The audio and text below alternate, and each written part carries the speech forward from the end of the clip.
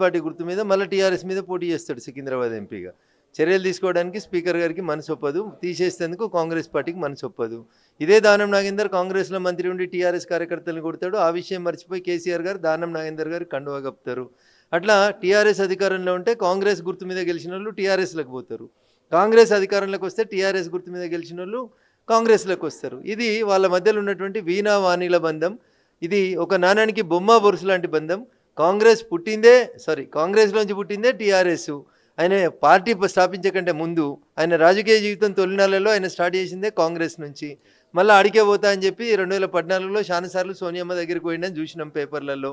Due to reasons best known ఆయన అప్పుడు join కాలే. భవిష్యత్తులో ఎప్పుడైనా వాళ్ళిద్దరి బంధం అట్లే కొనసాగుతుంది తప్ప భారతీయ జనతా పార్టీకి బీఆర్ఎస్ తోటి కానీ కాంగ్రెస్ తోటి కానీ ఎట్లాంటి సంబంధ బాంధవ్యాలు ఉండవు.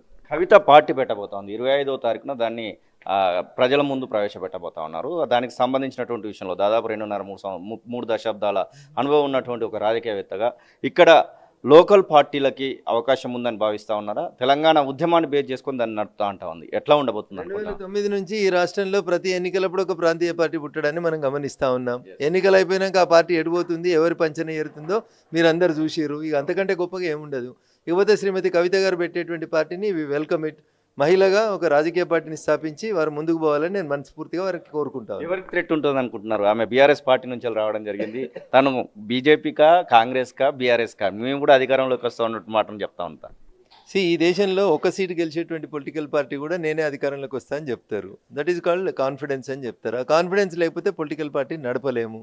తీర్పు ఏమొస్తుంది, ప్రజలు ఏం చెప్తారు, ఎవరు గెలుస్తారు అనేది వెయిట్ అండ్ సీ. బీజేపీకి సంబంధించినటువంటి ఊసు అటు మాజీ ముఖ్యమంత్రి, ఇటు అధికారంలో ఉన్నటువంటి ముఖ్యమంత్రి ఎవరు కూడా ఎత్తనటువంటి పరిస్థితి. ఇక ఆ మీటింగ్ల పైన మాట్లాడడానికి మనతో పాటుగా మెదక్ ఎంపీ రఘునందన్ రావు ఉన్నారు. సార్, నిన్నటి మీటింగ్లు మీరు కూడా చూసారనుకుంటా ఉన్నాం. ఆ మీటింగ్ సంబంధించి ఎట్లా అనుకుంటారు? దుమ్మెత్తి పోసుకున్నట్టుగానే ప్రజలు కూడా అనుకుంటా ఉన్నారు. మీరు ఎట్లా అనుకుంటారు?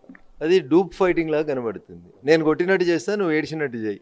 ఎండ్ ఆఫ్ ద రిజల్ట్ అంత రక్తాలు కనబడితే కానీ ఎవరికి ఎలాంటి ఇంజురీస్ ఉండవు. సినిమా